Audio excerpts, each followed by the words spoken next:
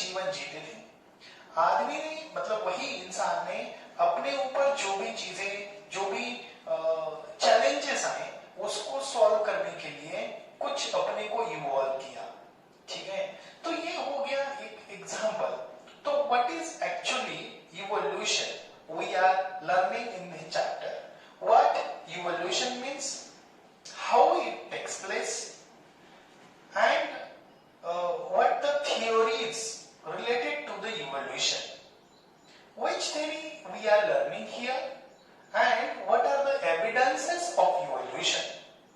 So बच्चे लोग, आप इस वीडियो के लिए बने रहना।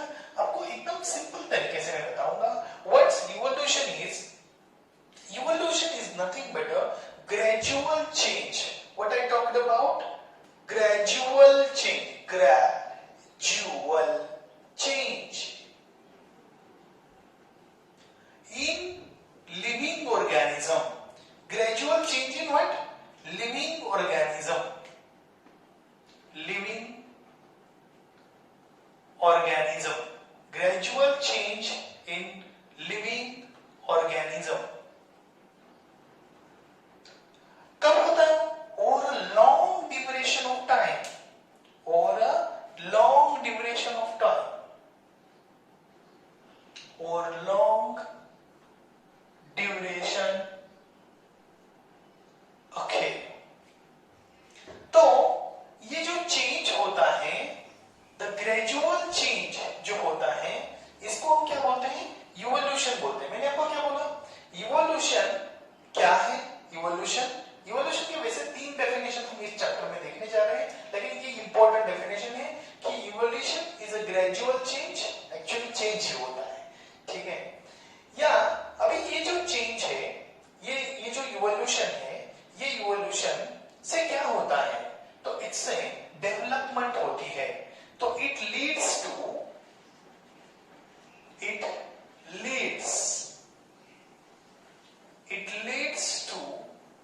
development. Development of what? Development of all those animals and plant. Development of what? All those animals, plants and all those stuffs. So which are the things to be included in the evolution? Evolution के study में क्या क्या include हो सकता है? तो the study of evolution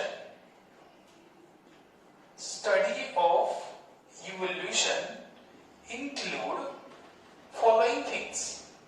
तो you know that कि ये जो evolution हो रहा है, ये evolution सिर्फ इंसान में नहीं हो रहा है, सभी जगह पे हो रहा है। मतलब all round development हो रही है। all round यानी हम क्या बोल सकते हैं कि planets में हो रही है, planets, stars in space, planets and stars in space, and what you can say that the biosphere on earth. Biosphere on earth. तो ये जो इवोल्यूशन है, इवोल्यूशन में किसका स्टडी करना जरूरी है? तो प्लैनेट्स का, स्टार्स का और बायोस्फीयर का स्टडी करना जरूरी है। तो हम इस बार सिर्फ बायोस्फीयर में वो भी हम कुछ मतलब हमारे जो एंसेस्टर्स है, स्पेशली ह्यूमन बीइंग के बारे में हम इस चैप्टर में पढ़ने जा रहे हैं। वैसे तो इवोल्यूशन देखो, एस्ट्रोनॉमिकल ऑब्जेक्ट्स में बहुत सारा इवोल्यूशन हो रहा है। यदि हम छोटे छोटे चीजों पे भी देखेंगे तो इवोल्यूशन हो रहा है। अभी भी हम जो एक बदलाव करते हैं, बदलाव यानी बदलाव क्या है? एक सर्टेन कंडीशन होती है, उस कंडीशन को हमें क्या करना है? अडेप्ट करना है। तो अडेप्ट करने के लिए उस कंडीशन में हमें क्या करना होता है? कुछ चीजें हमारे में ऐड करनी होती है, तो हम उसको डेवलप करते हैं। तो कैसे डेवलप होता है? वो नेचुरली डेवलप होता है। कुछ चीजें तो डेवलप होता है सर, तो फिर वो कुछ चीजें डीजनरेट भी होती होगी। यस जरूर, कुछ चीजें डीजनरेट भी होती है। तो कैसे डीजनरेट होती है, कैसे इवॉल्व होता है, इसके बारे में भी मैं आपसे बात करूंगा। ठीक है, तो अभी हमने देखा कि स्टडी ऑफ इवोल्यूशन में क्या क्या इंक्लूड होता है? Planet, star, the space and biosphere on earth. So exactly what is the evolution? तो evolution की ये जो definition तुम्हारे टेक्स्ट बुक में दी है वो क्या है? तो उसको समझते हैं कि न्यू स्पेसीज जो है, न्यू स्पेसीज का फॉर्मेशन होना, क्या होना? न्यू स्पेसीज का फॉर्मेशन होना। कैसे? ओके, कैसे होना? न्यू स्पेसीज का फॉर्मेशन कैसे होता है? Due to changes. Due to what? Due to changes. किसमें चेंजेस होते हैं जी? In a specific characters. In a specific characters. किसमें चेंजेस होते हैं? In a specific characters. Characters में चेंजेस होते हैं। Okay, new species are form, means you can say that the formation of new species, formation of new species due to changes in a specific characters of one generation या two generation या three generation, several generation of what? Several generation. Okay, तो ये जो evolution हो रहा है ये क्या है? एक प्रकार का नए स्पीशीज का निर्माण है। और वो क्यों होता है? कैसे होता है? तो वो उसके जो कैरेक्टर्स हैं वो कैरेक्टर्स में चेंज होते हैं। और जैसे कैरेक्टर्स में चेंज होते हैं तो वो क्या एक जनरेशन में होता है? बिल्कुल नहीं, वो सेवरल जनरेशन में होता है।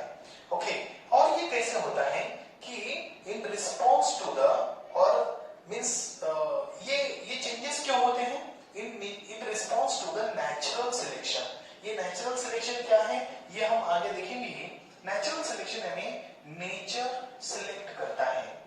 देखो, हम जिस एनवायरनमेंट में रहते हैं उस एनवायरनमेंट में रहने के लिए हमें काबिल बनना पड़ता है। यदि हम काबिल बन गए तो हमारी ग्रोथ होती है। यदि हम काबिल नहीं बने तो हमारी ग्रोथ मुश्किल है। फिर आप समझ गए, ठीक है? इसका मतलब ये हो गया कि अभी जो हालात चल रहे हैं या हर बार इंसान को अपने में डेवलपमेंट करने की जरूरत है। यदि वो डेवलपमेंट नहीं करता है तो उसको बस मर मर के जीना है। इसका मतलब ये हो गया। थोड़ा अलग क्वाड्रेंट से मैंने बोला, लेकिन अभी यहाँ बात हो रही तो क्या हो गया? Formation of new species due to changes in specific characters of several generation in response to natural selection. In response to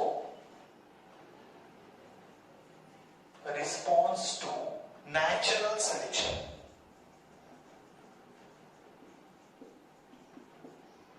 Natural selection. Okay, तो मुझे समझ में आ गया। natural selection, sorry, selection, ठीक है? It's called as a evolution. अब ये evolution कब से होते आ रहा है इसको भी हम देखें। ये कहा जाता है around 3.5 billion years ago. How many? 3.5 billion years. तब इस धरती पे लाइफ नहीं था, कुछ भी जीवन नहीं था। फिर कुछ दिनों के बाद, 2-3-4 दिनों के बाद नहीं, बहुत दिनों के बाद, पता नहीं कितने दिनों के बाद, लेकिन बहुत सालों के बाद, after many years, what happened? The simple cell formed, sorry, simple element, not cell, simple element formed. Where it formed? In an ocean, on Earth. Then what happened? From simple, the simple, ये first step हुआ, ये second step है कि then उसके बाद simple, organic and inorganic compound form हो गए। और जैसे ही ऑर्गेनिक और इनऑर्गेनिक कंपाउंड फॉर्म हो गए, इससे फिर कॉम्प्लेक्स ऑर्गेनिक और इनऑर्गेनिक कंपाउंड बने। क्या बना? Complex organic and inorganic compound बने। जैसे ये complex organic and inorganic compound बने, इसको हम न्यूक्लिक एसिड या प्रोटीन बोल सकते हैं, न्यूक्लिक एसिड्स एंड प्रोटीन बोलते हैं। यही नींव है हमारी, इधर से ही हम बने हैं। ये न्यूक्लिक एसिड एंड प्रोटीन हमारे सेल के बेसिक स्ट्रक्चर है। तो ये जो न्यूक्लिक एसिड है, ये न्यूक्लिक एसिड से आगे क्या बना, प्रिमिटिव टाइप के सेल बने, प्रिमिटिव टाइप सेल्स।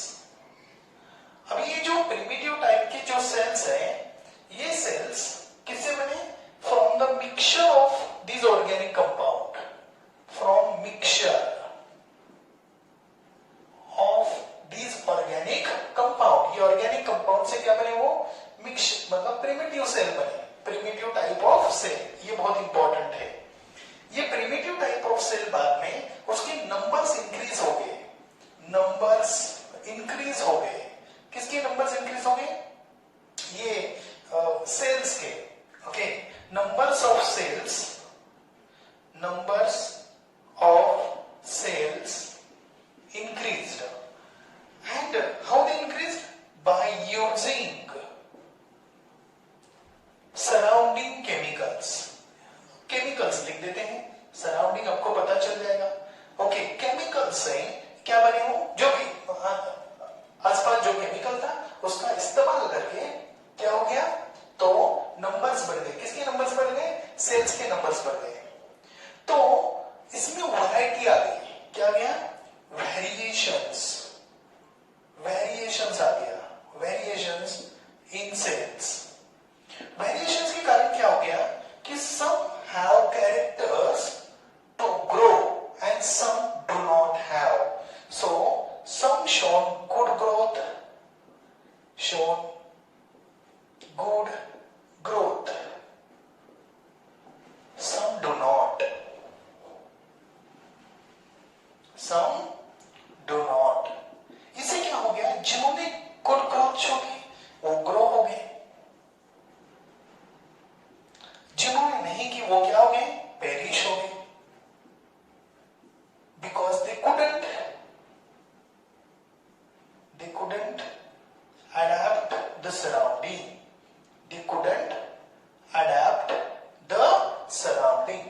मतलब ये समझ में आ गया कि 3.5 यानी 3.5 बिलियन ईयर्स अगो इस धरती पे, मतलब इस यूनिवर्स में कुछ भी नहीं था, ये धरती पे स्पेशली बोल रहे हैं। उससे सिंपल एलिमेंट बना जो ओशियन में, अर्थ में बना, ऐसा माना जाता है, मैंने नहीं देखा। Simple organic and inorganic compound बना उससे, फिर कॉम्प्लेक्स ऑर्गेनिक इनऑर्गेनिक कंपाउंड बना जिसको हम न्यूक्लिक एसिड एंड प्रोटीन बोलते हैं। फिर उसके बाद प्रिमिटिव टाइप के सेल्स बने, जो किससे बने, from the mixture of this nucleic acid and proteins. फिर उसके नंबर्स बढ़ गए by using the surrounding chemicals. फिर वेरिएशंस आ गए वो सेल्स में, कुछ में गुड ग्रोथ दिखाई, कुछ में नहीं दिखाई। जो जिसने नहीं दिखाई, क्यों नहीं दिखाई, because they could not adapt themselves with the surrounding. And इसी के साथ हम देखते हैं कि फिर जो एनिमल्स थे, एनिमल्स मतलब जो वैरायटी ऑफ एनिमल्स, ऐसा होते होते होते होते बहुत सालों के बाद आज इस धरती के ऊपर crores of animals and plants and मतलब ये है। ओके, एनिमल्स एंड प्लांट है। यदि एनिमल्स की वैरायटी देखें तो एनिमल्स को हम एकदम छोटे अमीबा से लेके पैरामोइशियम से लेके complex and bigger human being यानी मैन एंड व्हेल तक देख सकते हैं एनिमल में डाइवर्सिटी। और प्लांट में जो डाइवर्सिटी है वो कहां से कहां तक है, प्लांट में जो डाइवर्सिटी है वो हम क्लोरेला या हम क्या बोल सकते हैं उसको, क्लोरेला एक प्लांट है, बहुत ही छोटी सी प्लांट है, वहां से लेके कहां तक, तो बनियन ट्री बहुत बड़ा होता है। तो इसका मतलब ये हो गया कि ये वैरायटी, ये डाइवर्सिटी क्यों आ गई, कि ये इवोल्यूशन होता गया होता गया होता गया। तो अभी क्वेश्चन हमारे माइंड में आता है कि आगे क्या होगा, आगे इवोल्यूशन होगा या नहीं होगा। तो ये इवोल्यूशन हो रहा है तो ये अमीबा अभी भी क्यों है, ऐसे बहुत सारे क्वेश्चन हमारे मन में आते आते हैं, उन लोगों के भी मन में आए थे, उन्होंने भी कुछ अपनी थ्योरी लिखी। आपको भी लगता है तो आप भी कुछ थ्योरी लिख डालिए। ओके, तो आगे मिलिए नेक्स्ट टॉपिक पे। What the theories were written by some people. तो सबसे इंपॉर्टेंट थ्योरी है Darwin's theory of natural selection, this theory of evolution which is adapted everywhere, and another big bang theory and many theories are there. Okay, but यहाँ हम सिर्फ देखने वाले हैं कि theory of evolution of life। तो हमने देखा कि दो प्रकार की theories हम देखते हैं, एक है बिग बैंग थ्योरी और दूसरी है थ्योरी ऑफ इवोल्यूशन, यानी ग्रेजुअल चेंज और gradual development in the living beings or living organisms as well as all aspect of the universe। तो इसमें ये जो theory of evolution of life है, ये क्या है? तो ये है कि in the it's very first time the living material that's called as a protoplasm। What living material is called as a protoplasm developed in ocean, where in ocean on earth। In due course of time from this protoplasm the unicellular organism developed, unicellular organism, then gradual and sequential changes took place in a unicellular organism। Which kind of changes took place? Gradual and sequential।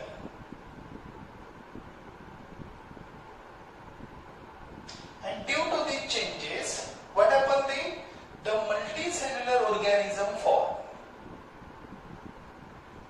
Multicellular organism, then multicellular organism are developed in a complexity, means then complex multicellular organism developed, and this is very slow sequential process। This development takes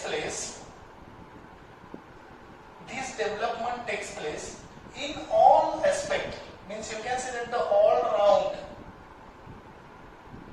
this development was all round and multi-dimensional।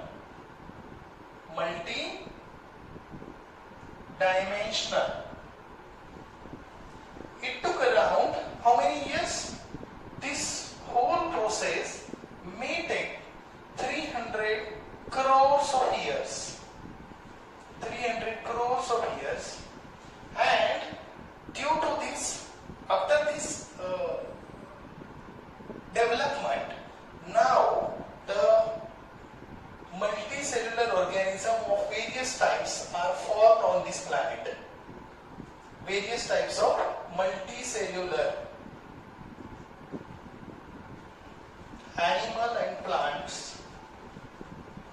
animals and plants developed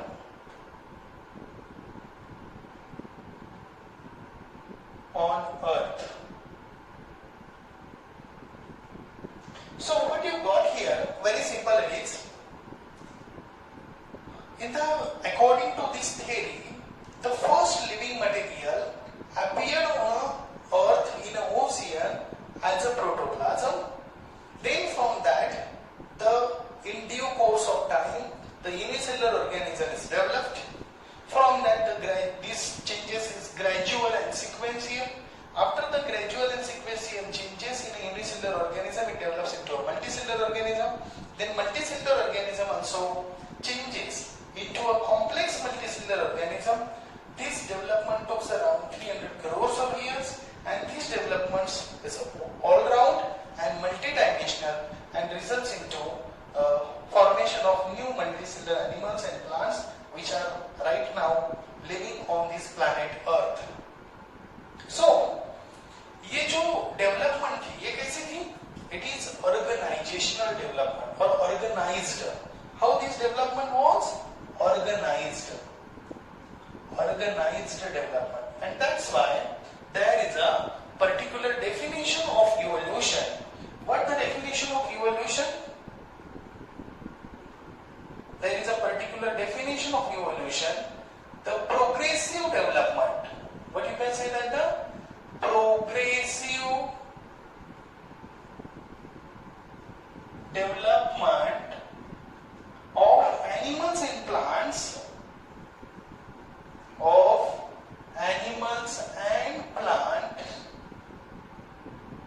from ancestor having different structural and functional organization, having different structural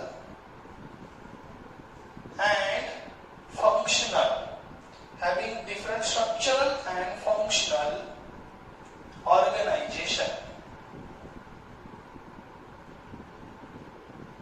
It's called as a evolution. So what you got here, this the theory of evolution, and from that we deduced the definition of the evolution. तो समझने की बात यह है कि evolution overall एकदम simple process है जिसमें बदलाव होता है कैरेक्टरिस्टिक्स में, ऑर्गेनिज्म के भी और इनएनिमेट ऑब्जेक्ट के भी कैरेक्टरिस्टिक्स में बदलाव होते हैं। बदलाव की वजह बहुत है, लेकिन हम ये जान सकते हैं कि ये बदलाव वाकई सही में है, इसके लिए कुछ हम एविडेंसेस देखने जा रहे हैं। तो एविडेंसेस का मतलब है कि क्या हम सही में हमारे जो पूर्वज है, हमारे जो एंसेस्टर्स है, मतलब वो एक थे क्या? मतलब मान लो कि डॉग है, मंकी है, डंकी है, हॉर्स है, बुलक्स है, या सभी जो जानवर है, ये सभी एनिमल्स के including we human being are really our ancestors same? तो ये जानने के लिए हम कुछ एविडेंसेस को चेक करते हैं, और उसमें से सबसे पहला एविडेंस है और उसका नाम है morphological evidence. What that evidence is called as a morphological evidence. तो ये मॉर्फोलॉजिकल एविडेंस क्या है? मॉर्फोलॉजी का मतलब क्या है? पहले ये समझ लेते हैं कि what do you mean by morphology. What do you mean by morphology? तो पहले ये मॉर्फोलॉजी समझते हैं। मॉर्फोलॉजी का मतलब होता है structure.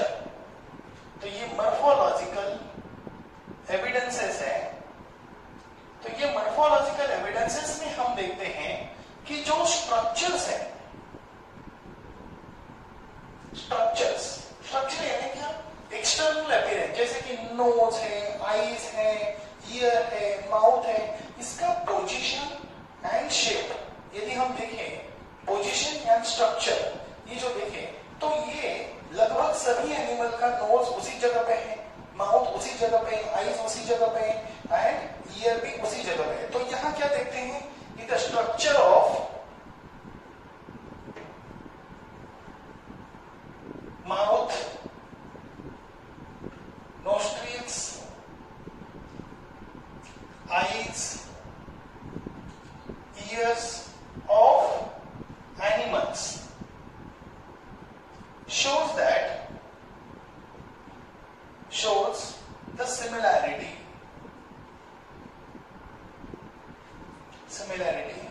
and from this we can understand we have common ancestry. We have what? Common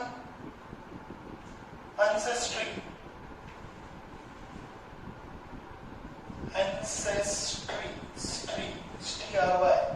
Ancestry.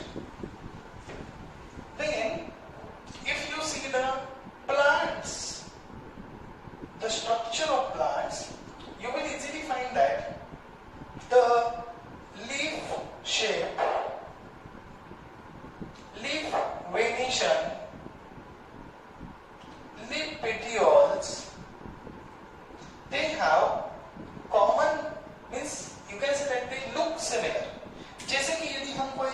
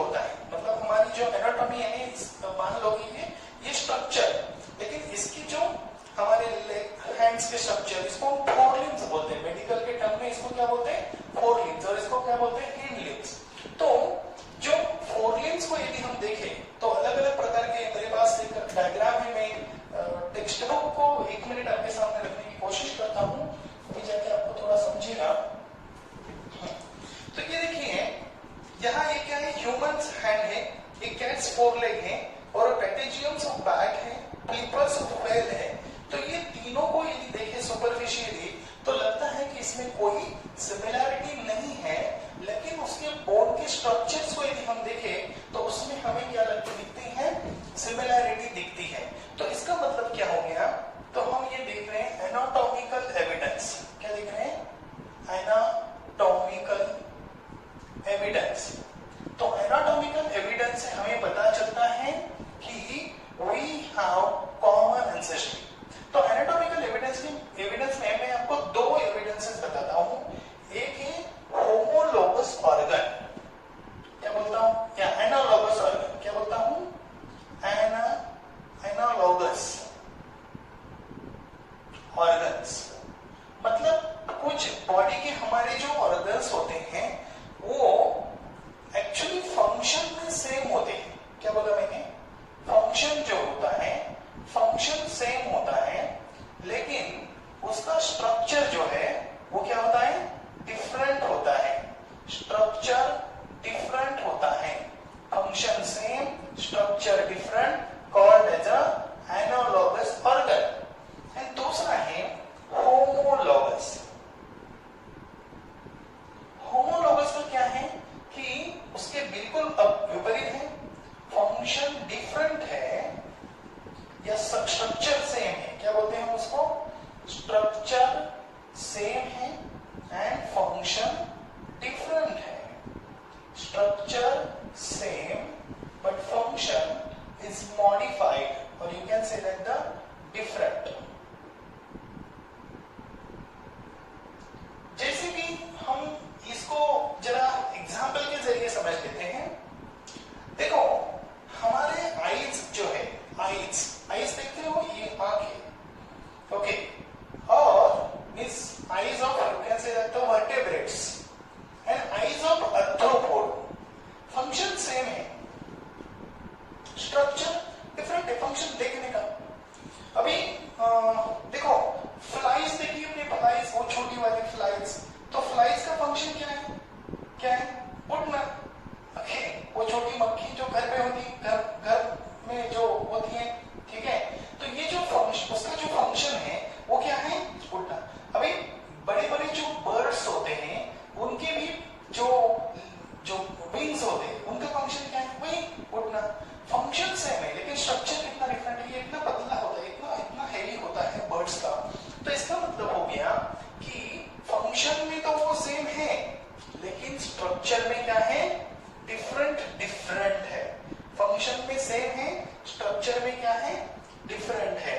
तो उसको हम क्या बोलते हैं, एनालॉगस ऑर्गन। और होमोलॉगस में क्या देखते हैं कि जैसे देखिए ये हमारे हाथ है, अभी हमारे हाथ क्या है, हैंडलिंग, यानी जैसे कि अभी मैं पेन को हैंडल कर रहा हूं तो it's adapted for handling the objects and things, okay. लेकिन वही व्हेल और फिश के बाद देखें तो forelimbs are adapted for swimming. क्या बोला, forelimbs are adapted for swimming and if you see the forelimbs of bat and birds are adapted for flying, okay. तो हमारे जो फोरलिम्स हैं adapted for handling,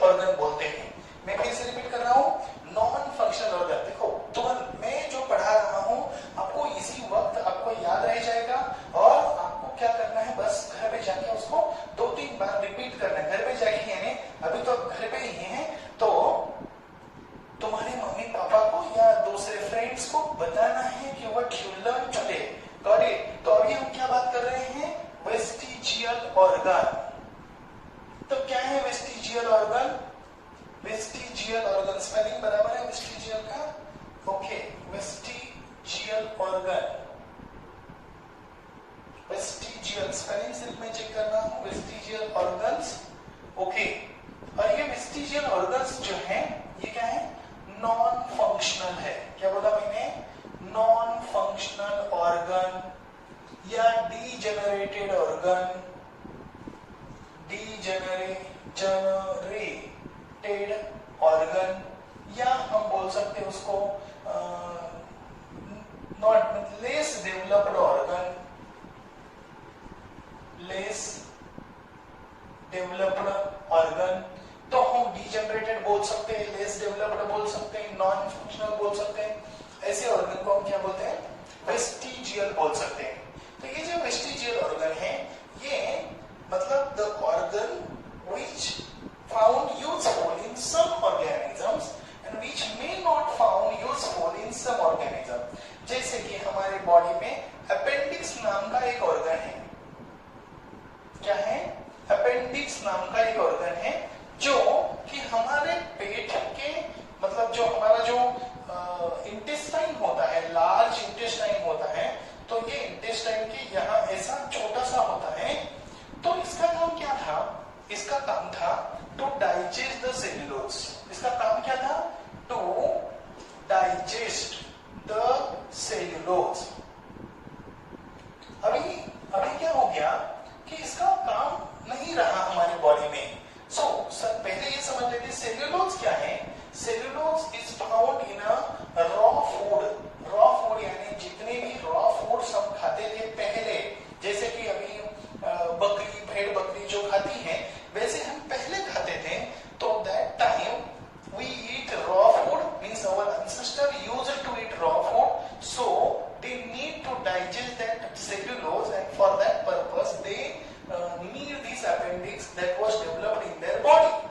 We are developed from our ancestors, we have already that organ, but right now we eat cooked food which contain almost no cellulose। जो हम खाना खाते हैं वो कुक हो जाता है, कुक करके खाते हैं, तो इसमें सेल्यूलोज की मात्रा कम होती है। और because of that this appendix is not useful in the body and hence it is called as a what you can say that the vestigial in man, but it is useful in ruminant. Ruminant यानी जो raw food खाते हैं वो सभी animals, इसमें ये उपयोगी है।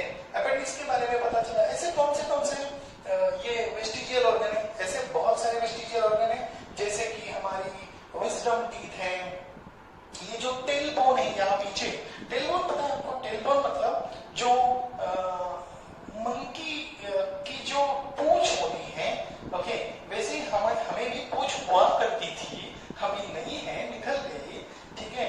तो उस जगह पे लेकिन वो पूंछ निकलने की जो पार्ट है उसको हम बोलते हैं कॉकिक्स या हम बोलते हैं टेल बोन। तो वो अभी भी वही है, ठीक है, और उसको उसी नाम से ही जाना जाता है, ठीक है। तो ये है कौन सा मैंने बोला अभी, क्या नाम बोला, कॉकिक्स या टेल बोन, ठीक है। तो ये मंकी में है, हमारे में नहीं है, ह्यूमन में नहीं है, मंकी में वो है अभी भी, ठीक है। MONKEY। मैं लिखने में ज्यादा समय लगा हो तो फिर गड़बड़ हो जाएगी समझाने में। टेल बोन इसमें ह्यूमन में है। विजडम टीथ, ये विजडम टीथ जो है अभी हमारे में नहीं है, ठीक है, मतलब है हमारे में। ये टेल बोन भी हमारे में है लेकिन यूजफुल नहीं है। मैं ये जो लिख रहा हूं ना इसका मतलब है यूजफुल नहीं है। विजडम टीथ भी हमारे में है लेकिन यूजफुल नहीं है, इसी कारण वो वेस्टिजियल बनी गई है। हमारे बॉडी में वो कैसे बनी है, वेस्टिजियल बनी है। तो टेल बोन देखा, विजडम टीथ देखा, ओके, और हमारे nictitating membrane of eye, then ear pinna का जो मसल्स होता है। अब ये जो ईयर पिना का मसल्स है मंकी में है, हमारे में है लेकिन वो यूजफुल नहीं है, ठीक है। मंकी में क्या काम आता है वो कि उनके जो ईयर्स है उसको मूव करने के लिए, ईयर पिना को मूव करने के लिए वो मसल्स काम आता है, जो कि हमारे में नहीं है, ईयर पिना का मसल्स ऑफ ईयर पिना, ठीक है। तो हमें पता चला वेस्टिजियल ऑर्गन्स। अभी इसके ऊपर एक क्वेश्चन आता है कि appendix is vestigial in man, या जो भी ऑर्गन है वेस्टिजियल इन मैन, तो हम क्या लिख सकते हैं कि पहले वेस्टिजियल ऑर्गन की डेफिनेशन लिखी। व्हाट द वेस्टिजियल ऑर्गन की डेफिनेशन है? द नॉन फंक्शनल और not useful organ present in the body of the human is a vestigial organs. Appendix is used to digest the cellulose. Appendix is used to digest the cellulose, or appendix has the function to digest the cellulose. Our ancestors were used to eat uncooked food which contain large amount of cellulose. But nowadays we eat cooked food which contain almost no cellulose, so the appendix has no any function in our body and that's why it become vestigial. That's great. Okay, उसके बाद यदि हम देखें ये vestigial organ से क्या पता चलता है कि हमारे जो एंसेस्टर्स हैं वो कॉमन ही है, क्योंकि अभी देखो कि इससे पता चलता है कि जो अपेंडिक्स है हमारे में है लेकिन काम का नहीं है, इसका मतलब है कि पहले काम का था। यानी हमारे जो अभी जो हम उसको क्या बोल सकते हैं, भाई बहन बोल सकते हैं कि जो अभी खाना खा अभी रॉ मटेरियल खा रहे हैं यानी रॉ फूड खा रहे हैं, और वो रॉ फूड को में जो सेल्यूलोज होता है उसको डाइजेस्ट करने के लिए आज भी ये अपेंडिक्स काम कर रहा है। यानी हम भी खाना खाते थे लेकिन अभी हम वो प्रकार का खाना नहीं खाते। इसका मतलब है कि अभी हम और वो पहले एक ही थे। ठीक है, गुड। उसके बाद अभी और एक दूसरा एक एविडेंस है, उसका नाम है पैलेंटोलॉजिकल एविडेंसेस। क्या बोला मैंने? Palaeontological evidences. हम इसकी बात कर रहे हैं पैलेंटोलॉजी। तो क्या है पैलेंटोलॉजी? P-A-L-A-E-N-T palaeontological evidences. तो पैलेंटोलॉजी मतलब क्या है? पैलेंटोलॉजी का मतलब है कि the study of fossils. Study of what? Fossils.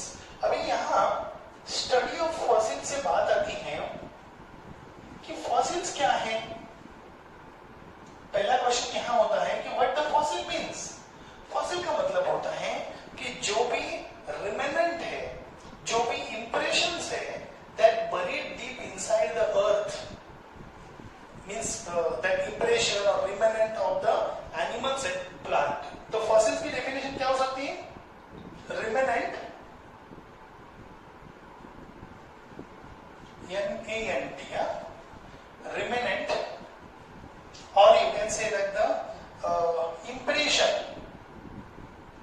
हम उसको क्या बोल सकते हैं? Impression बोल सकते हैं। Impression जो कि क्या होता है? The fossils or remnant or impression that present or deep buried means inside the earth. So what do you mean by fossil? Once again, the remnant or impression of animals and plants. Animals and plants. देखो जो animal और plant है वो किसी natural calamity के कारण जमीन के अंदर गाड़ दिए जाते हैं, यानी they get buried deep inside the earth, and because of that उसी के कारण क्या होता है कि उनके जो बोन्स हैं या बोनी स्ट्रक्चर्स हैं ये रिमेनेंट है, या उनके जो मान लो कि कोई एक जानवर जब वो पर्टिकुलर एरिया से जाता है तो उसके जो पैर के निशान हैं कुछ दिनों के बाद रॉक्स में कन्वर्ट हो जाते हैं, तो वो इंप्रेशन बना रहता है। तो इस प्रकार के impressions of that animal and plants buried inside the earth, buried inside the earth, inside the earth is what you can say that the fossils. अभी क्या होता है कि ये पैलेंटोलॉजी में हम क्या करते हैं? पैलेंटोलॉजी में हम स्टडी करते हैं। कैसा स्टडी करते हैं? तो सिस्टमैटिक स्टडी करते हैं। Systematic study of fossils. अब ये सिस्टमैटिक स्टडी से क्या रिवील हो रहा है कि systematic study of fossils reveal that the deepest layer were found to have a fossils of invertebrate, सबसे नीचे कौन मिले हैं हमें? इनवर्टेब्रेट मिले हैं, इनवर्टेब्रेट. Then layer above them were found to have a prehistoric fish-like animal. Prehistoric fish-like animal.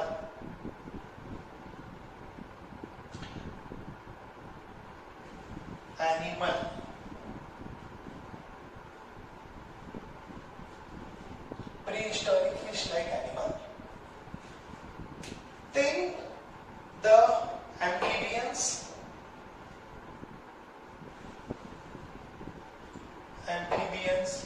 then reptiles,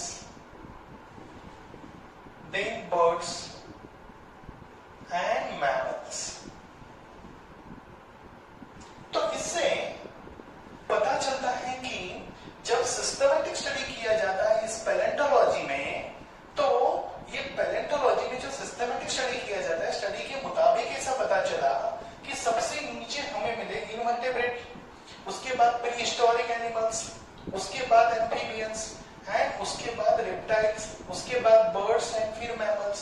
तो इससे तीन प्रकार के जो क्या बोलते हैं उसको, तीन प्रकार के एरा हमें समझ में आते हैं. ठीक है, तो सबसे मतलब ये जो बर्ड्स एंड मैमल्स जो है ये सेनेजोइक एरा में है. कौन से एरा में है? Cenozoic era. Just minute, hold on.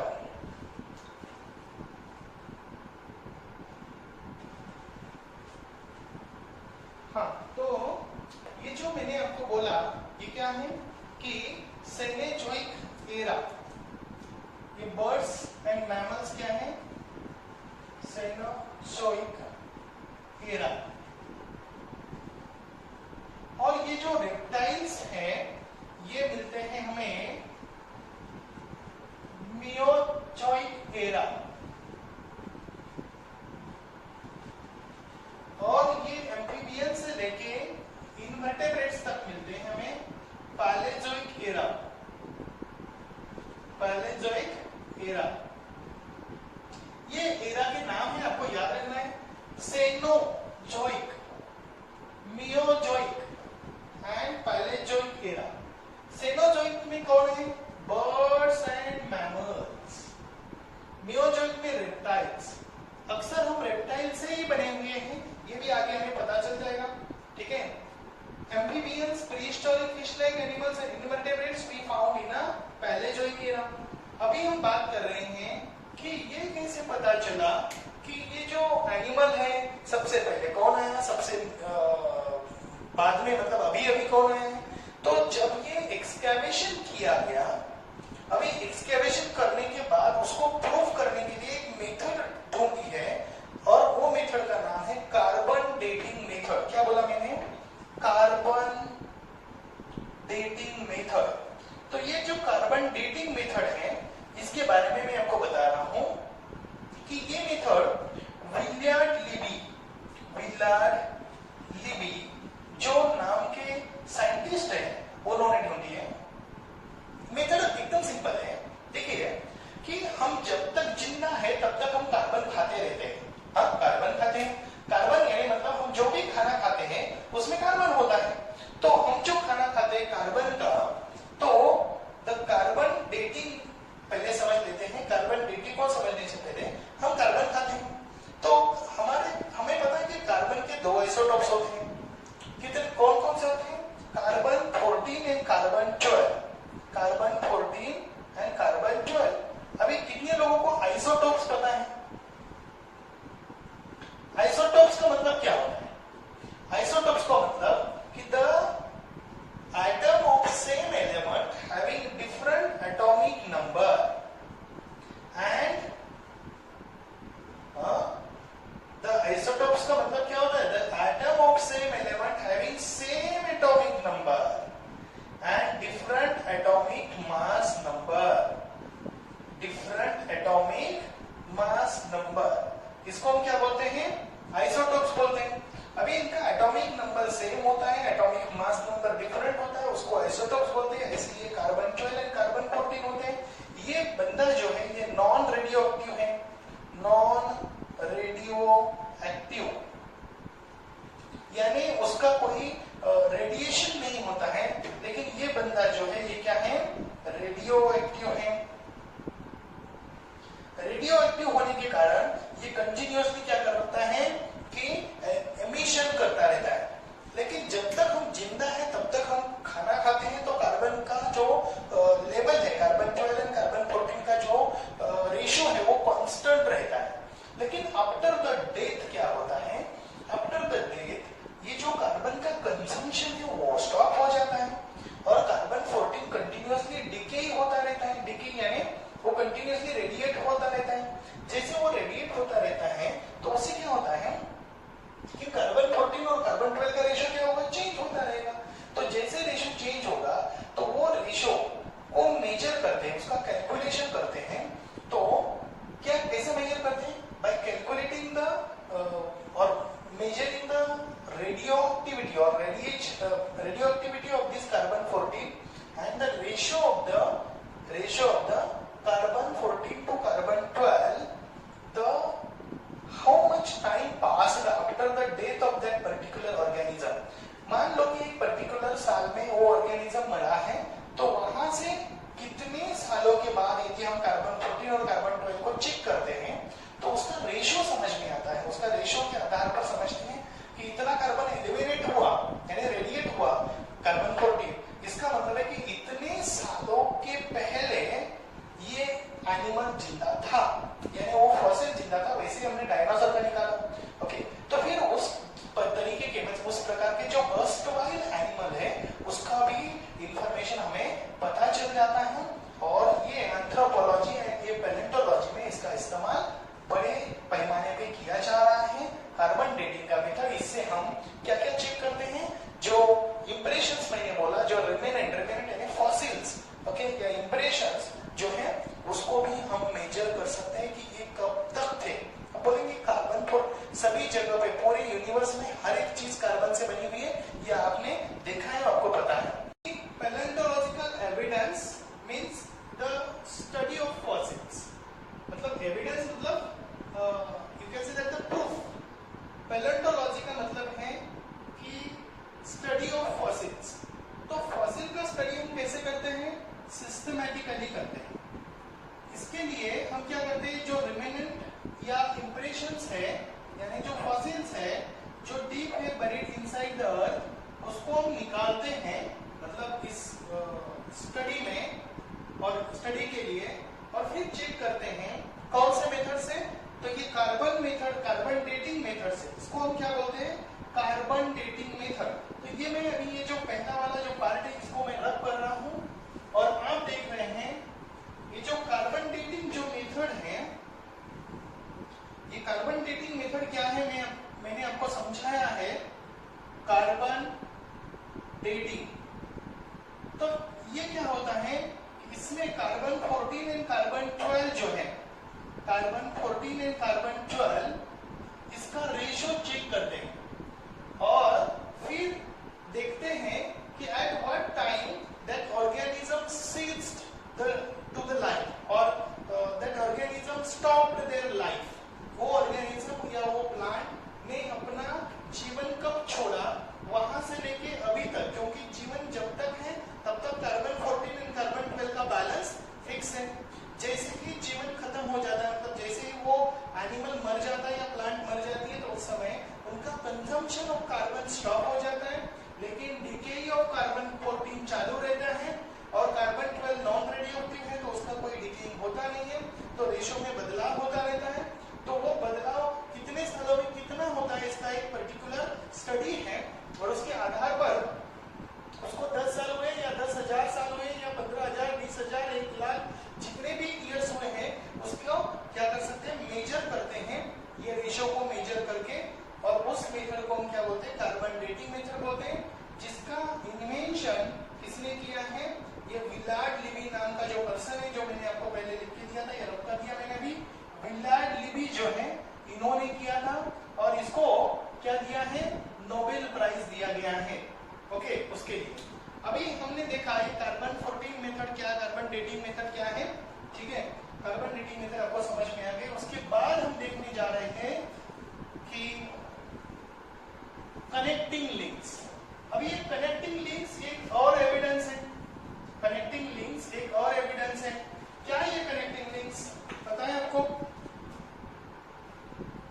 connecting links. ये connecting links क्या है जी? The organism which are structurally intermediate between two different groups. The organism which are structurally intermediate between two different groups. Between two different groups मतलब क्या है? ये groups का मतलब क्या है? ग्रुप्स का मतलब है फाइला या फाइलम. ओके, तो ये फाइला क्या है? अभी ये हम 6th चैप्टर में पढ़ेंगे कि पोरीफेरा, निडारिया, प्लैटीहेलमिन्थीज, नेमाटोडा या नेमाटोहेलमिन्थीज, अनिलीडा, आर्थ्रोपोडा. तो कुछ ऐसे एनिमल है कि जो ये उसके पहले वाला जो एक फाइलम है उसके भी कुछ कैरेक्टर्स दिखाते हैं या कुछ स्ट्रक्चर्स उसमें होते हैं और दूसरे फाइलम के भी स्ट्रक्चर्स होते हैं. यानी जैसे कि मैमल्स में कुछ स्ट्रक्चर रेप्टाइल्स के हैं और रेप्टाइल में कुछ स्ट्रक्चर्स मतलब वो पर्टिकुलर एनिमल में रेप्टाइल के स्ट्रक्चर है और ममालिया के स्ट्रक्चर है. तो वो क्या हो गया? इंटरलिंक यानी कनेक्टिंग लिंक हो गया मैमल्स एंड रेप्टाइल के बीच में.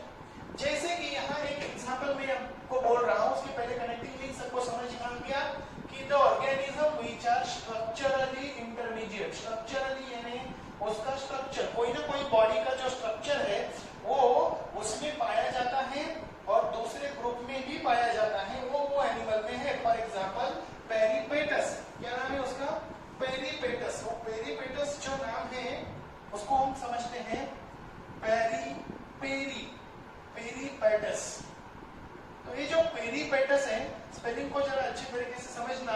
तो पेरीपेटस जो है, ये पेरीपेटस क्या करता है? ये it has a thin cuticle. क्या बोला मैंने? Thin cuticle. Parapodia like organs. Parapodia like organs and segmented body. Segmented body as in Annelida. As in what? Annelida. And अभी ये थीन क्यूटिकल क्या है? थीन क्यूटिकल मतलब, क्यूटिकल का मतलब होता है, क्यूटिकल दो प्रकार के होते हैं. जैसे हमारे जो नाखून होते हैं उसके पीछे का जो पार्ट होता है उसको भी क्यूटिकल बोला जाता है और अपने बॉडी के ऊपर का जो लेयर होता है उसको भी क्यूटिकल बोला जाता है. पैरापोडिया यानी एक्सटर्नल पार्ट. जैसे कि हमारे बॉडी ये जो ऑर्गन है, अभी ये क्या है? हमारी ये मेन बॉडी हो गई और इसको ये एक्स्ट्रा ऑर्गन लगे. जैसे कि आर्थ्रोपोडा में कॉकरोच को देखो, जो बाहर से जो ऑर्गन लगाए गए उसको क्या बोलते हैं? पैरापोडिया एंड लाइक अपेंडेजेस, ये ऑर्गन्स. ठीक है. Segmented body. सेगमेंटेड यानी रिपीटेड बॉडी. इस प्रकार की रिपीटेड बॉडी ये कहाँ पाई जाती है? देखो तो इसको मैं इस प्रकार ड्रॉ करूं तो ये आपको कहाँ मिलेगी? जरा देखो तो. बराबर ना? ये क्या होगी? सेगमेंटेड बॉडी होगी. यानी रिपीटेड, वही सेगमेंट रिपीट होता है. तो अर्थवॉर्म में होता है. अर्थवॉर्म एनिलिडा में है. पता है? Okay. Thin cuticle parapodia like organs and segmented body as in Annelida and tracheal respiration. अभी ये मैं क्या बोल रहा हूँ? Tracheal respiration. ट्रकियल रेस्पिरेशन का मतलब होता है ट्रकिया. ट्रकिया का मतलब होता है wind pipe. Wind pipe. Wind pipe क्या होता है? विंड पाइप यानी हवा का पाइप नहीं, मतलब ये जो हमारा जो लाइरिंग्स के नीचे, यहाँ ये लाइरिंग्स के नीचे जो होता है वॉइस बॉक्स और वॉइस बॉक्स के बीच में जहाँ से हवा हमारे लंग्स में जाती है उसको हम क्या बोलते हैं? ट्रकिया बोलते हैं. तो ये ट्रकियल रेस्पिरेशन होता है ये पेरीपेटस में. And open circulatory system. Open circulatory system as in arthropoda. As in what? Arthropoda. And that's why you can say that the peripatus shows characters of what? Annelida as well as Arthropoda. Annelida और Arthropoda दोनों के character दिखाता है. इसके कारण हम पेरिपेटस को क्या बोलते हैं? कनेक्टिंग लिंक्स बोलते हैं. Got it? Why we say the connecting links to the peripetus? Because it shows the common characters. It shows the characters of Annelida as well as Arthropoda. कौन से कैरेक्टर्स Annelida के? Thin cuticle. Cuticle यानी वो ऊपर का जो thin यानी बिल्कुल पतला सा, cuticle यानी चर्म यानी लेयर ऑफ स्किन. यहाँ हम हेयर भी बोल सकते हैं उसको. Parapodia like organs. पैरापोडिया यानी एक्सटर्नल स्ट्रक्चर जो बाहर से जोड़ा गया है, इसको पैरापोडिया लाइक अपेंडेजेस या ऑर्गन्स एंड सेगमेंटेड बॉडी जो मैंने आपको यहाँ दिखाई. ट्रकियल रेस्पिरेशन और open circulatory system. Circulatory system हमारी क्लोज सर्कुलेटरी सिस्टम है, उसकी ओपन सर्कुलेटरी सिस्टम होती है as in Arthropoda. So it is a connecting link between Annelida and Arthropoda. यदि हम डक बिल प्लेटिपस की बात करें, दूसरा एग्जांपल हम किसका ले सकते हैं? Duck bill platypus. अभी ये प्लेटिपस जो है, ये बेचारा क्या करता है? डक बिल प्लेटिपस देखिए, इट ले एग्स, बराबर ना? It lay eggs. अभी ये क्या करता है? प्लेटिपस क्या करता है? Lay eggs like reptiles. Okay, lay eggs like reptiles and have mammary glands like birds. Mammary glands like what? Mammals. That's it. So यहाँ दो प्रकार के कैरेक्टर्स हैं. एक कैरेक्टर्स किसका है? एक है रेप्टाइल का कैरेक्टर है, रेप्टाइल्स का कैरेक्टर, और दूसरा क्या है? मैमल्स का कैरेक्टर है. ओके, रेप्टाइल का कौन सा कैरेक्टर है? तो ले एग्स और मैमल्स के कौन से कैरेक्टर्स हैं? Mammary glands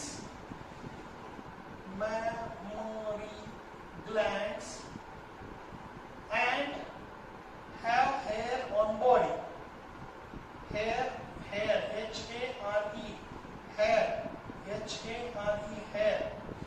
on body. Hair spelling check करो. hair on body. Okay, as in mammals. So duckbill platypus is a connecting link between reptile and mammals. एक बात बताओ कि हमारा जो ब्रेन है ना, सबसे पहला वाला पुराना वाला 20 लाख इयर्स बैक वाला ब्रेन भी रेप्टिलियन ब्रेन है. क्या है? Reptilian brain. तो हम बात कर रहे हैं कि डकबिल प्लेटिपस की. ये है रेप्टाइल और मैमल्स के बीच में. दूसरा लंग फिश. तो fish breathe through lungs. So lung fish ये दूसरा एक एग्जांपल है. Lung fish. Okay, lung fish is a fish but breathe through lungs. Breathe through lungs. और ये जो एग्जांपल हम बोल रहे हैं कि लंग फिश, दो fish breathe through lungs, it is a connecting link between fishes and amphibians. Fishes and amphibians. तो इससे हमें समझ में आता है कि amphibians fishes से इवॉल्व हुए हैं और mammals reptilian से इवॉल्व हुए हैं. क्या समझ में आता है? mammals reptile से, amphibians fishes से. तो अभी तक हमें पता चला connecting links में कि the organism which are structurally intermediate between two different groups are called as a connecting links. For example, peripetus has a thin cuticle, parapodia like appendages as in Annelida, and open circulation and trachea as tracheal respiration as in Arthropoda. So it is connecting link between Annelida and Arthropoda. Duckbill platypus is a connecting link between reptile and mammals because it lay eggs like reptiles and have mammary glands and hair as a mammals. And lungfish, dogfish breathe through the lungs. And so the next topic and the last topic of this is called as a last evidence is, so it is observed that the embryo in the early stages of development, but that embryo in early stages of development, early stages of development in early stages of development looks similar,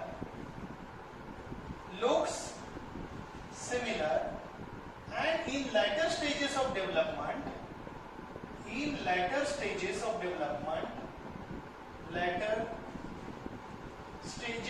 development